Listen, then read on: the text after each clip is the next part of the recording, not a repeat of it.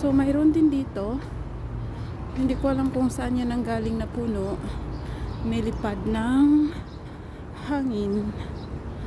Ang lagi ng pinanggalingan niya ah.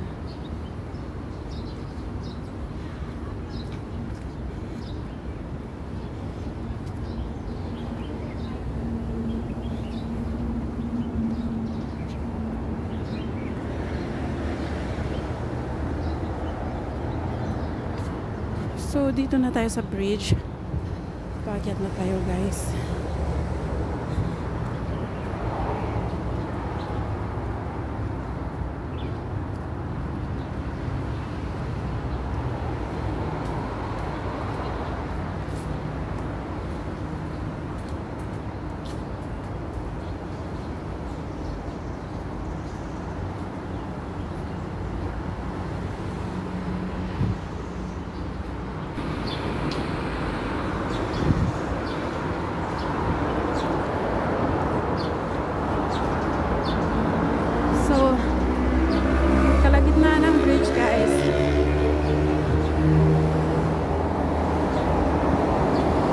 That's the highway na nakikita kanina sa first part ng video. And ito yung bridge na nagko-connect ng both.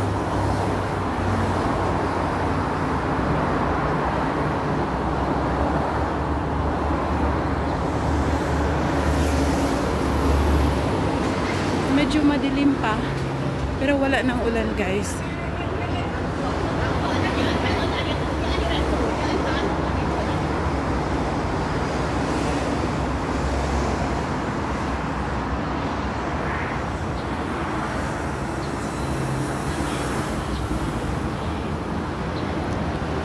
So dito na tayo sa seaside.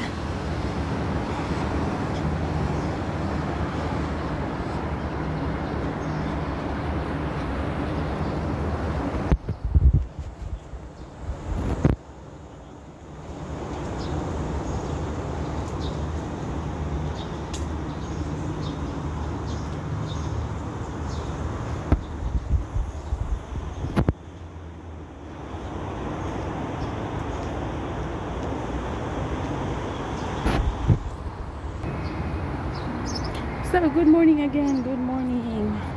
Ito siya yung tambayan ng mga ano dito guys, ng mga seniors, kung saan dyan sila nag-gather para mag fitness time, mag-exercise. So, dito na naman tayo sa kabilang part, which is medyo maraming puno rin ang nasawi.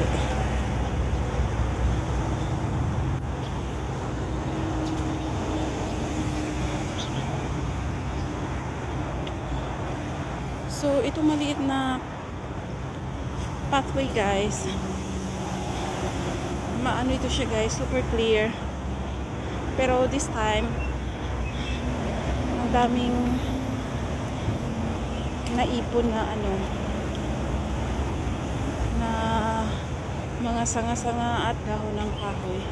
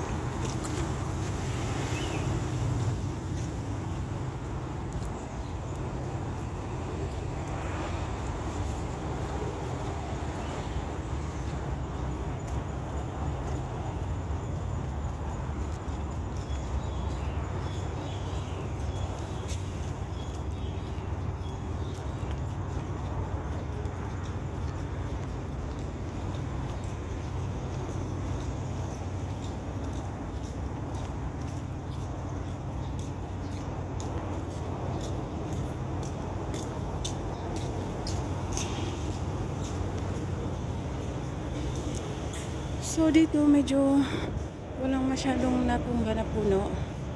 So let's start running guys. Mayroon pa doon, pero ayaw ko nang pumunta doon sa kabila, guys. It's North Point nga doon. Dito is Coral Bay pa. Papunta ng Sawan Ho.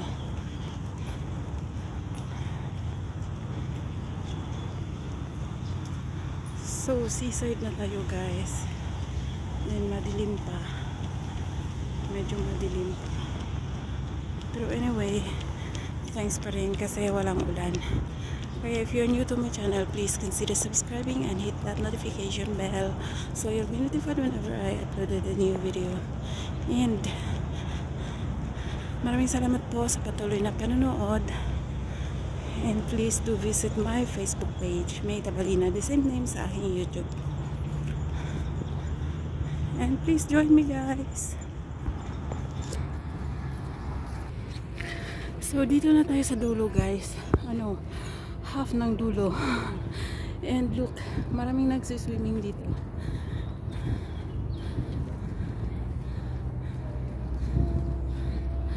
So aabot pa yun doon ang seaside, guys.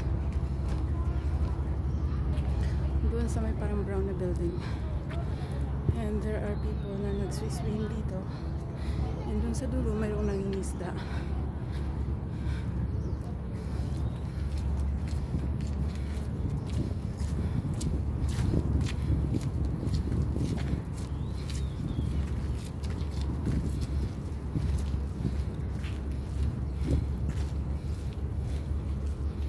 So anyway, walang masyadong napinsala yung Baguio Wifa, guys. Siguro sa ibang part mayroon, pero dito mostly is maliliit lang na puno, unlike nung last year na Baguio na sugar. Sobra ang dami, guys. Ang daming napinsala na puno ng kahoy. Okay, stay with me, guys. Takbo tayo ulit. So, dito ako dumaan sa bus terminal, guys, shortcut, which is under ng building. So, ito siya, maraming bus nakapark. Kasi nga, wala silang biyahe kagabi or kahapon, holiday.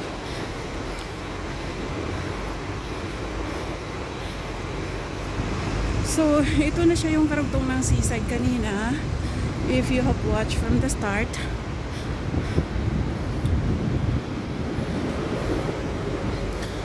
So, I've run like 3 km na siguro.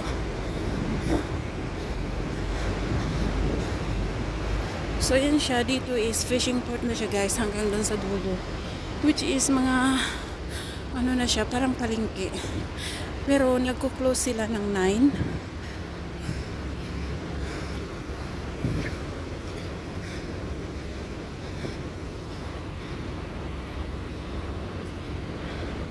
And stay tuned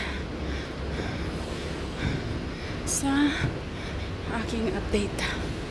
And wow, dito na part is talagang natumba yung isang puno, guys. Sira, ano na talaga yung isang puno. Look at this.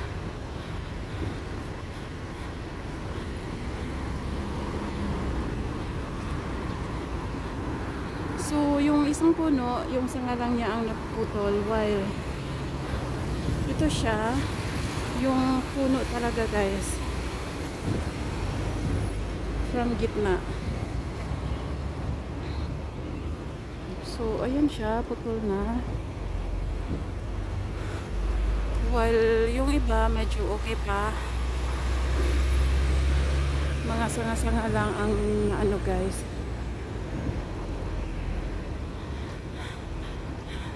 naputol. So, malapit na tayo, guys, sa lagi kong tinatakbuhan na jogging track. Malapit lang ito sa amin, kaya lang I pass through Coral Bay and ano dito, lumusot na dito, kaya medyo malayo siya. Pero anyway, that's a part of fitness. That's a part of my fitness morning.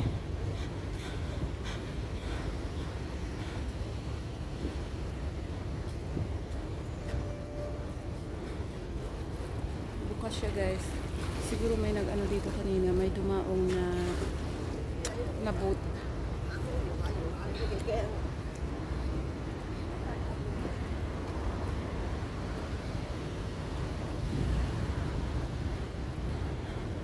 So good morning ulit sa lahat. And big shout out to all my channel members and to all of my subscribers. Thank you so much for your endless time, for your endless support sa aking channel. Gumagamit sila ng solar din nila.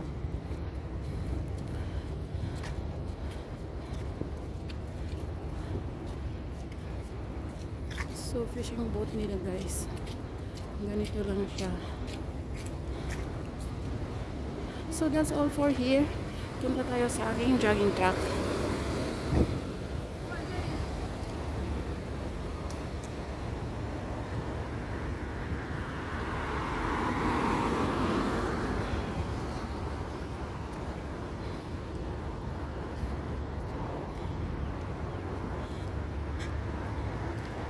And here you go. Super relaxing dito guys. Pwede kang mag-yoga dito, magmuni-muni. Kasi para siyang beach. Maliit na pond which is may isang platform made of wood. Ayan siya.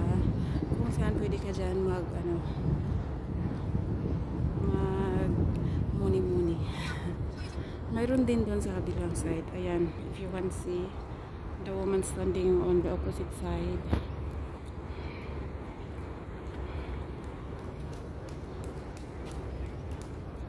So that's all for now. Yan ang ating diary for today. Thank you for your time, for your support.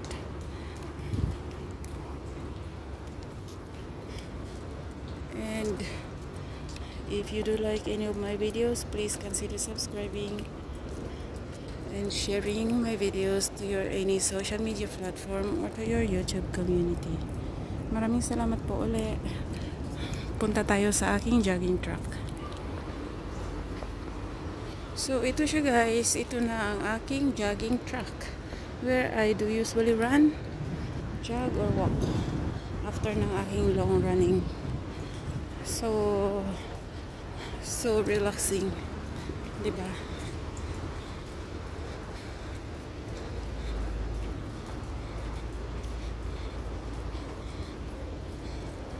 So thanks again for joining,